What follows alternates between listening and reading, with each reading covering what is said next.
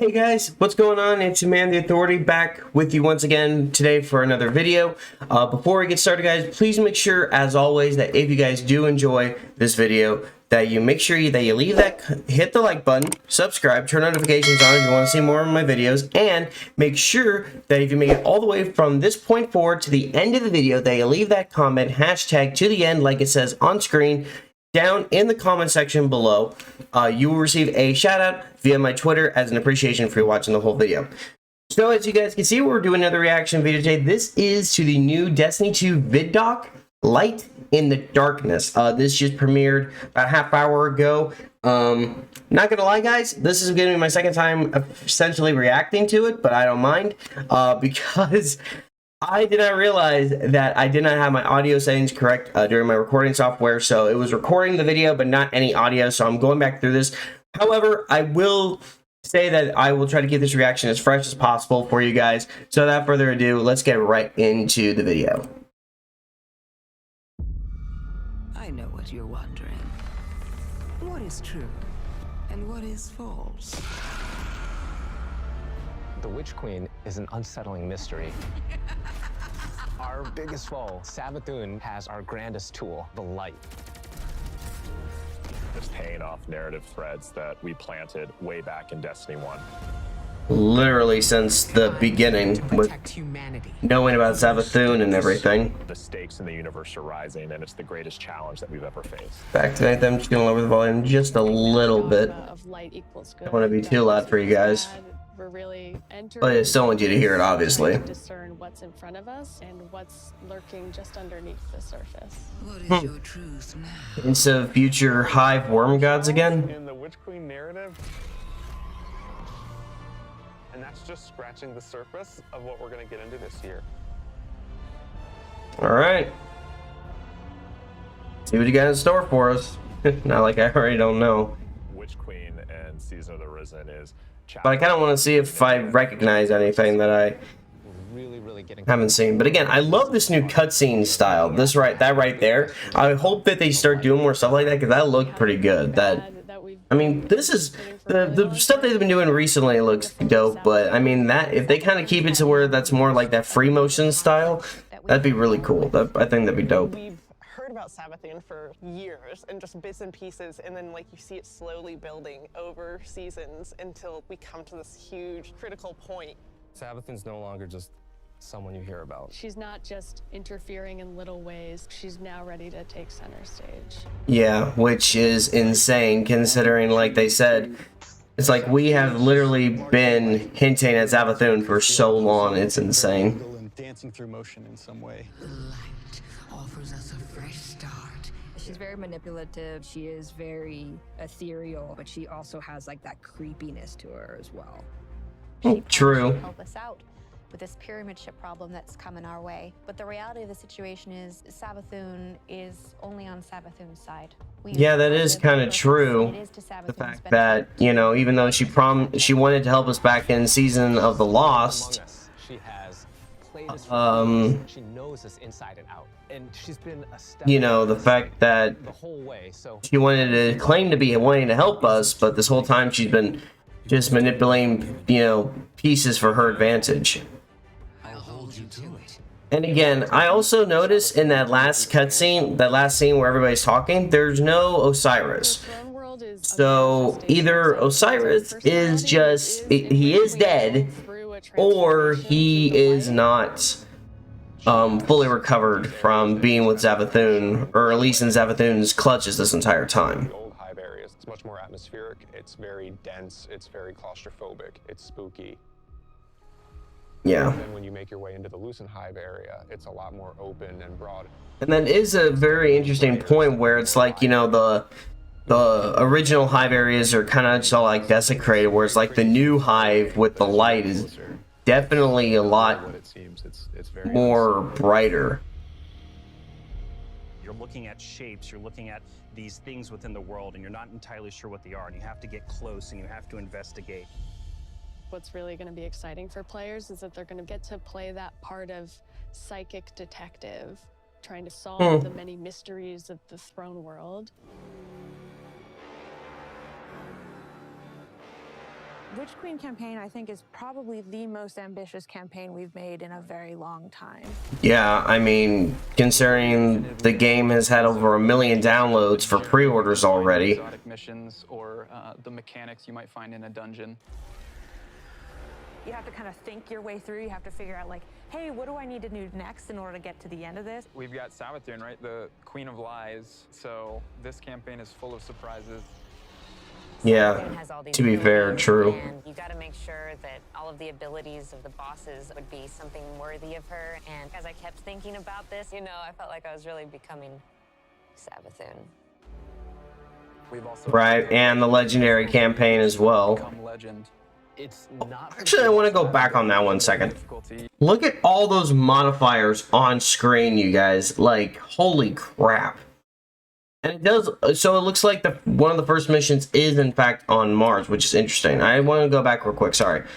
So we got a couple of the different locations. We got it looks like the Enclave, which is on the side there, which I guess that's where we go for our weapons making, I guess. I'm not sure. And yeah, returning to Mars for the classic campaign. The description is, this is the classic Destiny 2 campaign difficulty to be enjoyed alone or with the fire team. And then the difficulty, rise to a higher level of challenge. You will face harder missions and stronger combatants. Recommended for experienced players with a broad arsenal to draw upon. That is definitely gonna, you know, the standard campaign are definitely gonna be for our new light players and everything. The legendary definitely gonna be for guys, possibly guys like me. I'm not sure, but we'll definitely see. The legendary difficulty.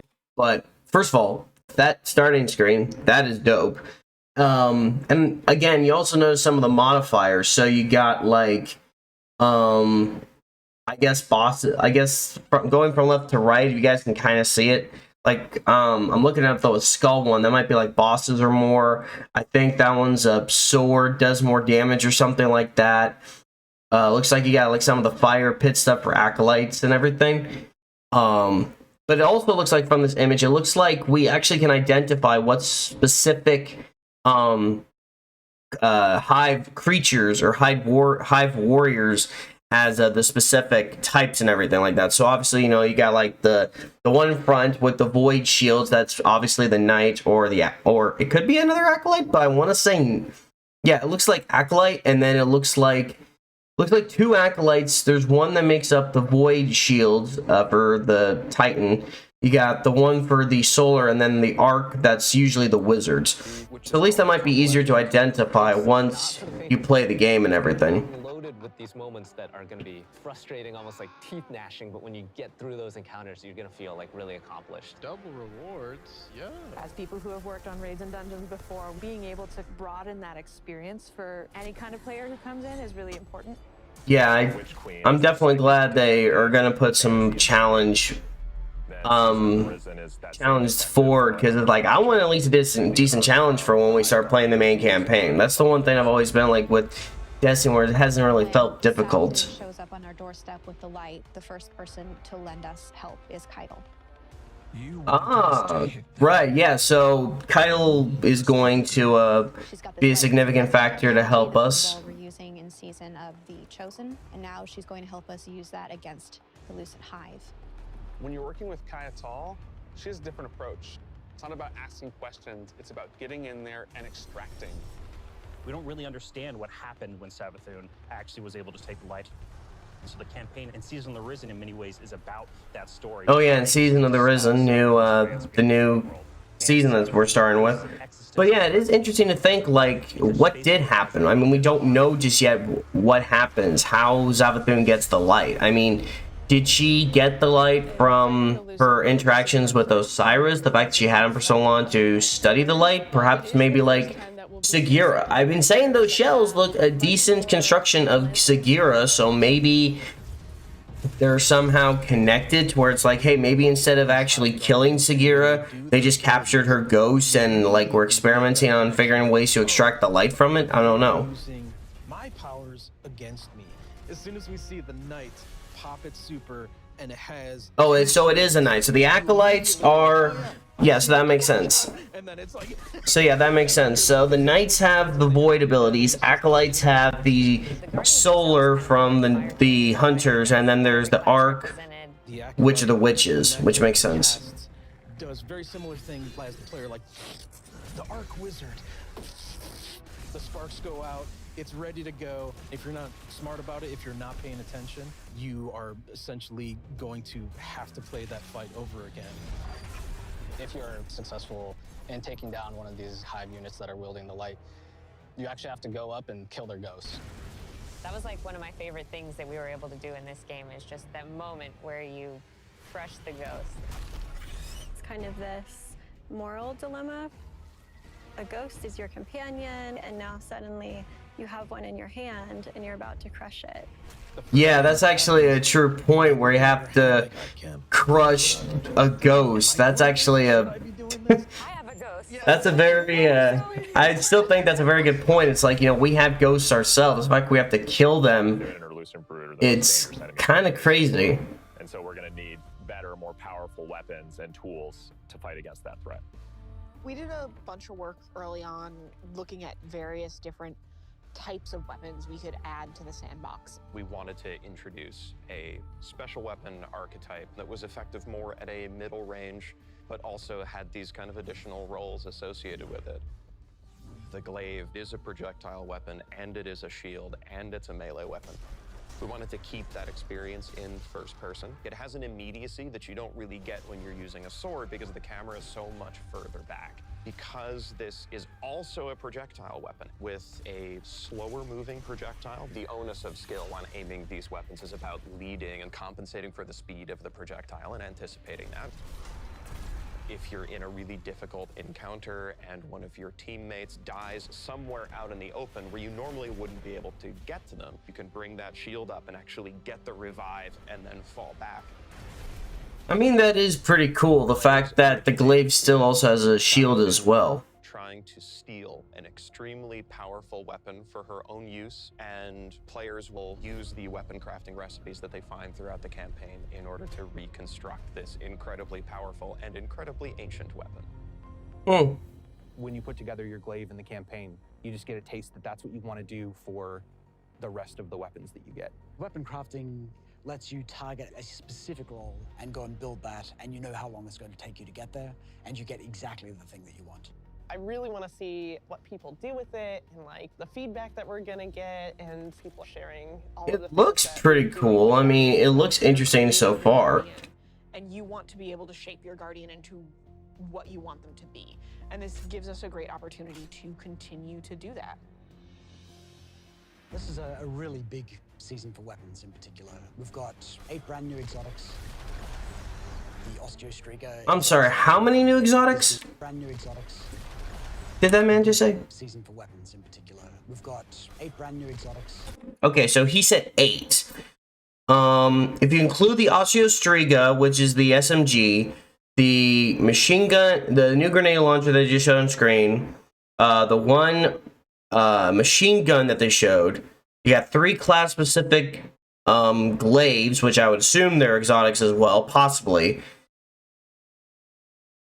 So that's gonna be interesting. Osteostreaker exotic submachine gun.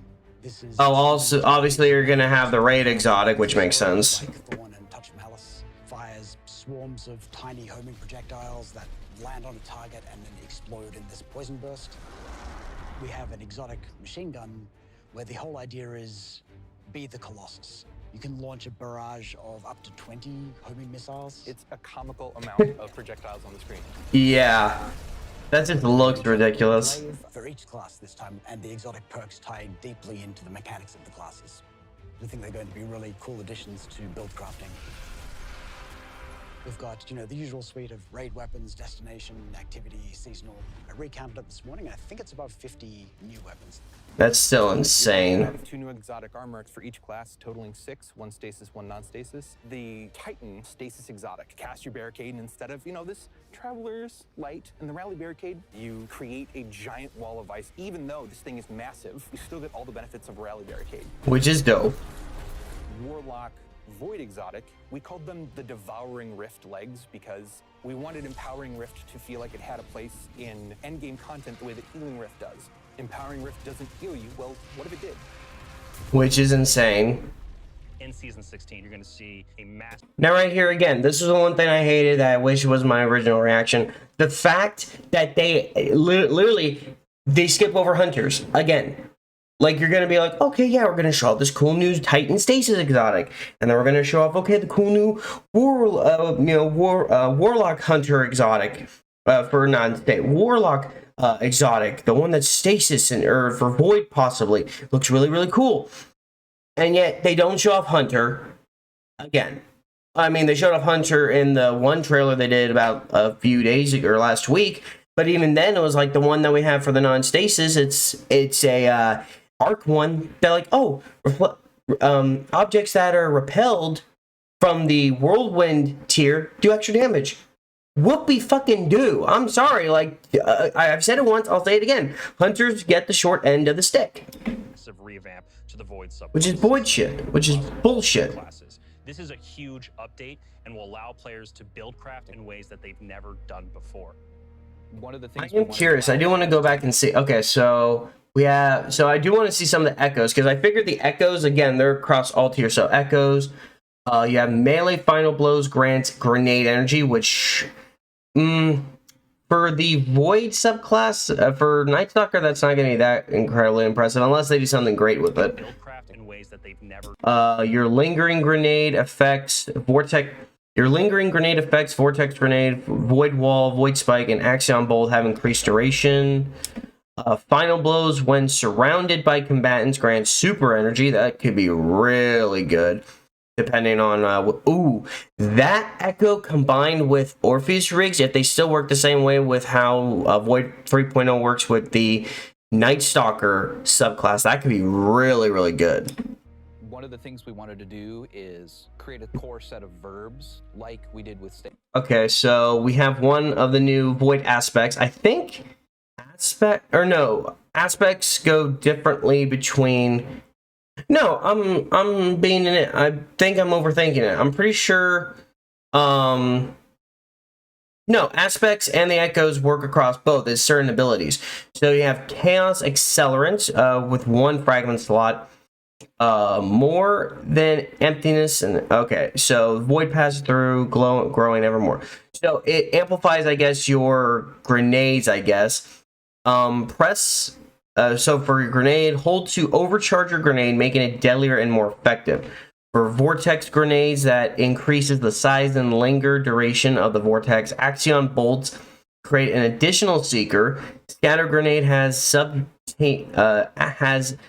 subnitions track to target nearby targets, and magnetic grenade releases a short-range void blast. Interesting. And then you have Child of the Old Gods. Okay, wait a minute. So I'm an idiot. The aspects, that's my bad, guys. The aspects actually do only affect the certain class. I got them mixed up. The fragments are what can be are across classes. Each aspect, though, is specific to that particular Guardian class that you're using. That's my bad. That's my bad. Now, hold on. That's... I'm going to be running Suppressor Grenade prompt. So, yeah, Warlock Suppression Grenade, which is ridiculous. Feel like you were the Night Stalker. Feel like you were that protector, that big Sentinel Titan. So you're going to see things like Bastion, a new Titan aspect, where you take your big old Sentinel shield, slam it into the ground, and create this void barricade that's going to apply overshield to you and your buddies. Yeah, and again, looks pretty cool. My favorite aspect is probably Child of the Old Gods. As this Warlock controlling space and time, I'm able to rip a hole into another dimension and then pull out this little, like, sentient black hole. Whenever I target an enemy, my little black hole buddy is going to fly over there and start draining their life force. Yeah. The Void 3.0 update is really... Oh, and look at that again! They talk about the Titan, they talk about the Warlock, but they leave out the Hunter. Again! This is... Solar obviously is going to be about burning, but Oh, mine looks so pale on the camera, too. I might have to change that after I'm done here. It's all about lightning, direct attacks, quickness. We're going to take the fantasies that you know and love today. We're going to embellish them. So what you'll see... Okay, that's pretty cool. I will say that is pretty cool how he slams down the smoke excited about it. You know, the smoke grenade. That looks pretty Witch Queen is cool. very much the culmination of the last 6 to 7 years of just Destiny all together. And really, this is starting the road to the final showdown. But things aren't necessarily just dark and light anymore. There's a lot more nuance in the game. Yeah, that is true. It's going to be a real fight. Players have something that they're really going to be challenged by. I can't wait for everyone to find out what's been going on with Savathun. Like, I'm excited. I think we all kind of are. Clever, aren't you? From the throne world to the campaign to the customizable build crafting, it all comes together to make Destiny feel really new and fresh. We've got more Destiny coming this year than any other year before. It's one of the most ambitious releases we've ever put together, and the team is firing on all cylinders. Can't wait for it. Just 2 weeks, baby. Looks dope. But yeah, that was Destiny 2's ViDoc, Light in the Darkness, guys. Again, can't wait for Witch Queen. Can't wait to see what they have in store for us. But until then, guys, this has been The Authority. Sign up for now. Again, before you guys leave, make sure that if you made it all the way to here, you leave that comment hashtag to the end down in the comment section for a shout out on my Twitter. But thank you guys. See y'all next time. I'm your man, The Authority, signing off. Peace out. And I'll see y'all next time when I'm back on your screens and in your faces.